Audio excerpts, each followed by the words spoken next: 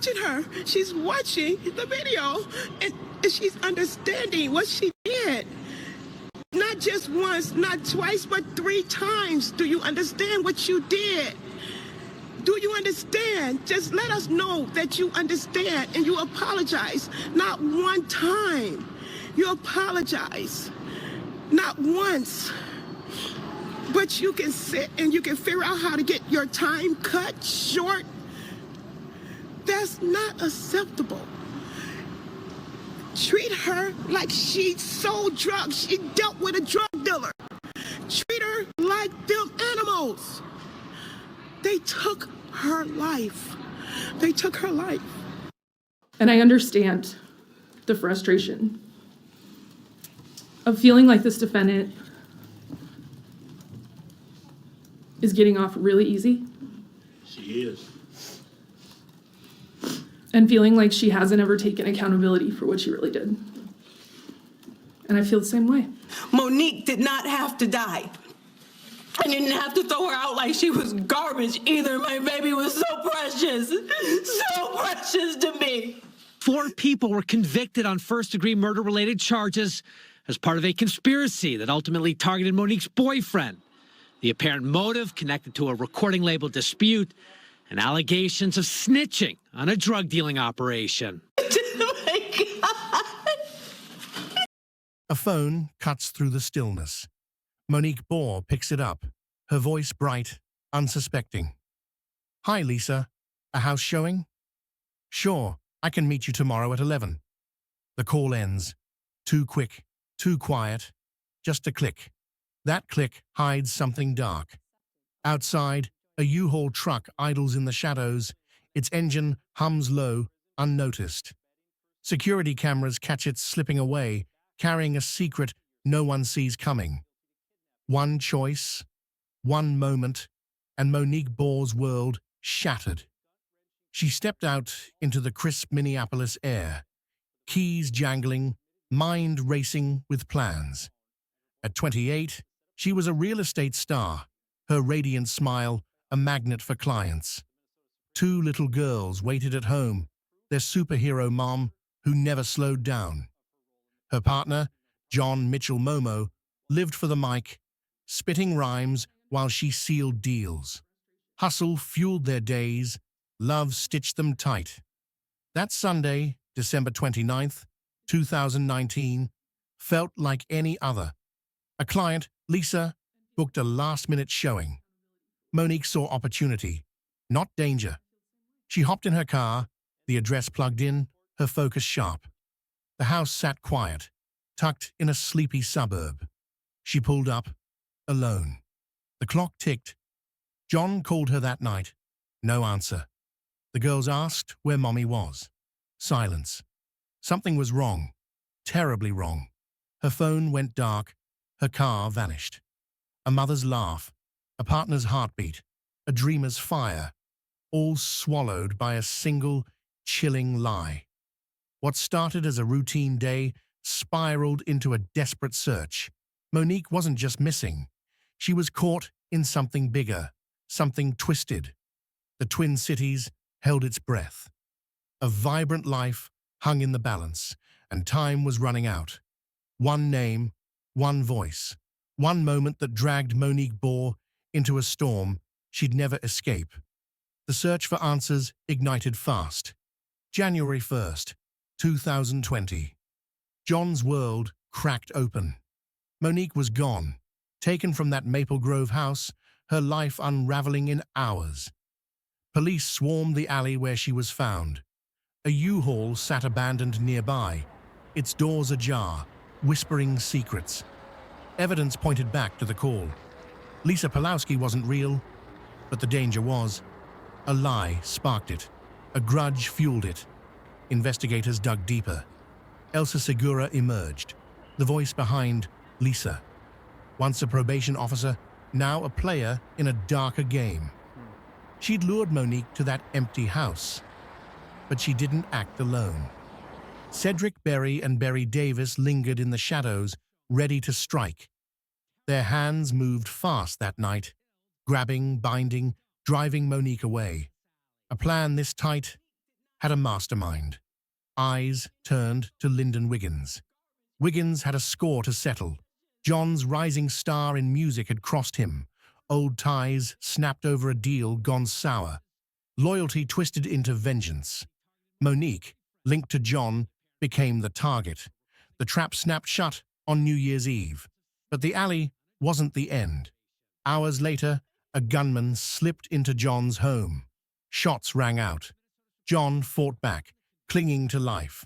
The pieces didn't fit yet. Detectives chased the thread. Phone records lit up.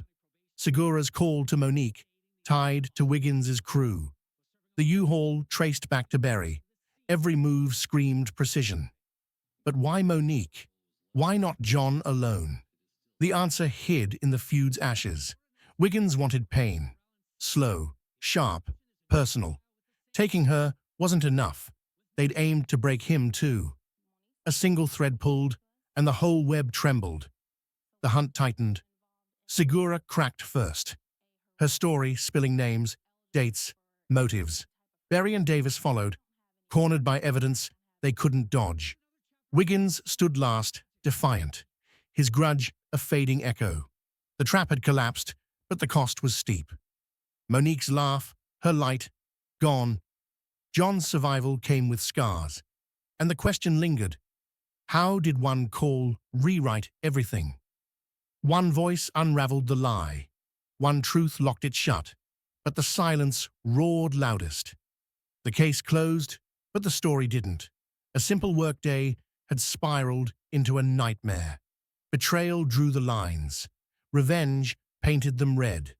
And in the quiet, the weight of what was lost pressed down hard.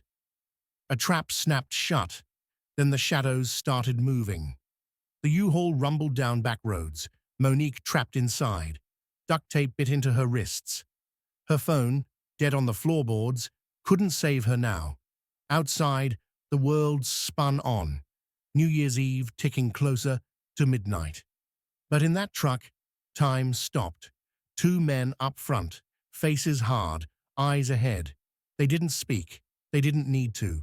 The plan was tight, every move rehearsed. Elsa Segura watched from a distance. Mastermind, puppeteer. She didn't get her hands dirty. Not yet. The burner phone sat discarded, its job done. She'd picked Monique for a reason. Young, trusting, a perfect target. Elsa's life had unraveled. Lost job, broken rules, a grudge that festered. This wasn't random. It was personal. The truck slowed. A warehouse loomed. Rusted, forgotten, miles from help. The men yanked the door open. Monique stumbled out, breath sharp, eyes wide. They shoved her forward. Chains clinked in the dark. A chair waited, cold and bolted down. She fought, heels scraping concrete, but they were stronger. Tape muffled her screams. The door slammed again, this time locking her in. One call had led her here. Now, no one could hear her. Back in Maple Grove, the house stood silent. Monique's car sat untouched, keys glinting in the ignition. A neighbor squinted through curtains. Thought she saw a truck, maybe. John's calls piled up, voicemail after voicemail. The girls asked where Mommy was. He forced a smile, stomach twisting. The clock hit noon, then 1, then 2. Elsa checked her watch. Phase 1, complete. The men were just tools, hired muscle with no questions. She'd promised them cash, a clean exit. But loose ends? She didn't like those. The warehouse was a cage, Monique its bait. Whatever came next, Elsa was ready. Her calm was ice cold. Her next move already in play. The lure was set. The catch was in. But the real game was just beginning. The warehouse hummed with tension. Monique's breaths echoed, shallow and fast. Outside, tires crunched gravel again. Someone new. A shadow crossed the wall. The men froze, hands on their belts. A voice cut through, low, unfamiliar. The trap had layers, and it wasn't done closing. A single choice, a spark of vengeance. and the clock started ticking. John's world buzzed with beats and ambition. The stage lights blazed as his name climbed the charts. Lyndon Wiggins watched from the sidelines, once a partner, now a rival. Their music deal had shattered. John took the spotlight. Wiggins took the fall. Resentment festered. Wiggins wasn't clean. His empire stretched beyond sound, into shadows, deals, and danger. When the feds closed in, his paranoia pointed to John. Betrayal stung deeper than proof. Then came the video. John smirking, cash in hand, flaunting his win. To Wiggins, it wasn't just flexing. It was war. He didn't strike the king. He aimed for the queen. Monique glowed beside John, his strength, his peace. Wiggins saw her and smiled. Not at John's fame, but at his weakness. A plan took shape. Quiet. Sharp. She'd pay the price for John's rise. Her laughter faded into a target's shadow. The streets whispered. Tensions climbed. Wiggins moved pieces no one saw, yet. John chased his dreams, blind to the net tightening. Monique lived her days, unaware her love had painted a bullseye. One feud, one trap, and a reckoning no one could stop. One truck, one key, and a night that tore a family apart. December 31st, 2019. The clock ticked past midnight. Monique Ball sat trapped inside a U-Haul truck, her hands bound, the air thick with dread. Cedric Berry and Berry Davis gripped the wheel, steering through Minneapolis toward John's home. Hours stretched on, darkness her only companion, the rumble of the engine her only sound. They stopped. A gunman stepped out, Monique's key in hand. He crossed the threshold of John's home like a shadow. Inside, John sat with their daughters, unaware. The door swung open. Shots echoed through the house, sharp and merciless. John crumpled, blood staining the floor, as their girls' cries pierced the air. The gunman fled, his work done. Later, in a North Minneapolis alley, the night revealed its final blow. Monique's body lay still, her life stolen, bullets marking the end. Dumped and discarded, she was left for the cold to claim. One clue, one testimony, and a fight that refused to die. The police didn't wait. Surveillance footage traced the truck's deadly path. John, clinging to life, whispered what he knew. A key, dropped in the chaos, shone like a beacon. Piece by piece, the truth took shape. 4 names rose to the surface. Elsa Segura, Lyndon Wiggins, Cedric Berry, Berry Davis. Handcuffs clicked, the net tightened. By 2021, the trials began. The courtroom hummed with tension. Evidence piled up. Tapes, testimony, timelines. Cedric Berry and Berry Davis stared down life sentences. No chance of freedom. Justice landed hard. But then, a twist. Segura's conviction slipped away, overturned on a technicality, leaving a hole where closure should have been. The fight for Monique raged on, her family left to wrestle with the pieces. One ruling, one crack, and justice slipped through their fingers. The courtroom fell silent. It was 2023. The Minnesota Supreme Court dropped a bombshell. Elsa Segura's life sentence, gone, vacated. A procedural glitch set her free. Lawyers scrambled, papers flew. Monique's family stood frozen, mouths open, hearts sinking fast. Wanda Williams-Bore gripped her daughter's photo tight. Tears welled, but her voice stayed steel. "This isn't right," she said. John paced outside, fists clenched, his scars aching anew. Segura walked out, head high, steps light, while the weight crushed those left behind. The floor, jury instructions gone wrong. A technicality no one saw coming. Prosecutors vowed a retrial, their jaws set. But time stretched thin. Evidence sat dusty. Witnesses faded. Could they rebuild the case, or would it crumble again? The streets buzzed with whispers. Some cheered the ruling. Fairness, they said. Others raged. Justice mocked. They cried. Monique's daughters asked questions no one could answer.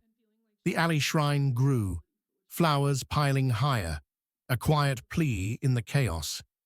One mother's cry, one final stand, and a courtroom holding its breath. Wanda Williams-Bore stepped to the podium. Her hands shook, but her eyes burned. The air grew heavy. "Monique was my light," she said, voice cracking. "They stole her from me, from her girls, and now they're letting one go." Each word landed like a stone, raw and unyielding. The room froze. Cedric Berry and Berry Davis sat chained, heads low. The judge's gavel hovered. "Life without parole," he declared. A thud sealed their fate. No escape, no second chances. Applause rippled, faint but fierce. Justice held, for them. But Segura's shadow lingered. Her retrial loomed, a storm on the horizon. Wanda turned to John, his jaw tight, daughters clinging to his side. "We're not done," she whispered. Prosecutors sharpened their files. A new fight brewed, fiercer, hungrier. Two locked away, one still free, and a mother's promise, blazing bright. The gallery emptied slow. Wanda stayed, staring at the empty bench. Her grief fueled resolve. Outside, Minneapolis pulsed. Some cheered the sentences, others cursed the weight. The scales tipped, but not enough. Not yet. One spark, one vow, and a city that refused to forget. Night draped Minneapolis in quiet. A glow flickered, hundreds of candles piercing the dark. Voices hushed, heads bowed. Monique's daughters stood small, hands tucked into Wanda's. Their eyes searched the crowd, faces lit by flame. "We'll fight," Wanda said, her words cutting sharp, "until every name is answered for." Strangers joined hands. Friends wept soft. John lingered back, his gaze lost in the light. The alley shrine stood nearby. Fresh flowers, a photo curling at the edges. Her smile shone through, timeless, unbroken. A whisper carried, "This isn't the end." The retrial loomed, dates unset, stakes high. Prosecutors dug in. The community rose up. Wanda's promise fueled them all. The screen faded, Monique's face lingering. Words burned in. Her story isn't over. If this story moved you, hit that like button. Drop a comment, tell us what you think. And subscribe. Stay with us for more.